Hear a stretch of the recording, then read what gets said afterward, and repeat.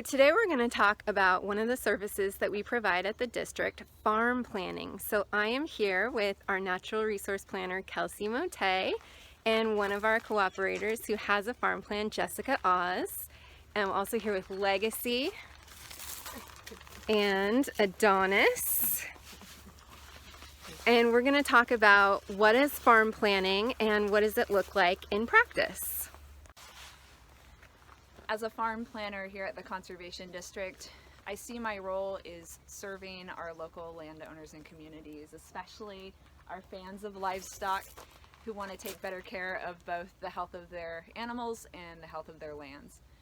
I really love farm planning because it's a process, it's a relationship, it's an opportunity for me to learn from the farmer as much as it is from the farmer to learn from me.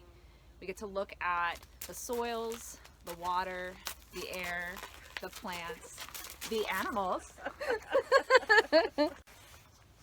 So our planning process has been around for a long time. It started back in the Dust Bowl era with the Natural Resources Conservation Service, which is our essentially cousin in the conservation field. The farm planning process is an extensive process where myself as the planner and the farmland owner take an opportunity to thoroughly review the different areas of the property. We look at things such as the cropland, the pasture land, the farmstead, such as the outbuildings, and we look at how are those different sets of management that the farmland owner is currently doing working for them, and where are areas that they'd like to see improvement, where are areas of what's known as resource concerns that they'd like to address. And the result from the farm planning process is numerous benefits, obviously, but one of the key resources that the farmland owner gets to take home with them is this farm plan. And as you can see, it's quite a hefty document.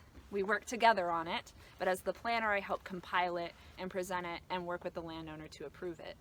Within this farm plan document, there's numerous things, including a detailed inventory of their pasture lands, croplands, farmsteads, and so on, as well as maps associated with different natural resources and the decisions that the landowner would like to do in terms of stewarding their different resources.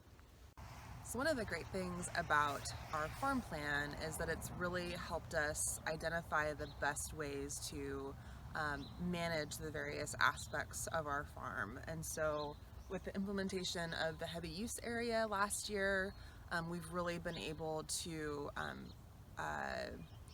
keep the horses off of the pasture areas from basically October through April. In the wettest parts of the season, they're in their sacrifice areas that are clean and dry. And then in the growing season, we've implemented a great system of pasture rotation. So we have four pastures that we rotate through various times of the year. A lot of it is based on the natural forage composition of the pastures. One of the great aspects of the farm plan is being able to work with the Conservation District to identify and expand upon wildland areas. So we're very fortunate to have almost 3 acres of woodland area as part of our property that's been designated as a wildlife area. And we also have plans to build upon that and reintroduce native hedgerows to our area to increase forage for wildlife and to create wildlife corridors. We're in a part of Whidbey that has historically had a lot of native hedgerows that have been destroyed over the years, so we're doing our part to bring those back, and being able to tie the farm plan together with all of these various aspects has just been a really wonderful experience. One of the benefits, additional benefits of a farm plan is being able to do a thorough assessment of our property, not only for natural resource conservation, but also for ease of my workload as a landowner. So having the heavy use areas as part of our pasture rotation really reduces my workload, especially where they're situated off the barn. being able to have the horses have their shelter area into a heavy use area, and then we have everything set up so that they can just go directly out of their heavy use areas into our pasture rotation. So working with the conservation district to help us identify the best ways to increase our pasture productivity, to reduce my workload, to keep manure from washing into the watersheds and compromising our really fragile Pen Cove area, where all of these things come together to really help us create a place that is not only healthy for our horses, but it's healthy for the land. And we feel like we are, being able to actively play a part in conserving this incredible area that we get to call home.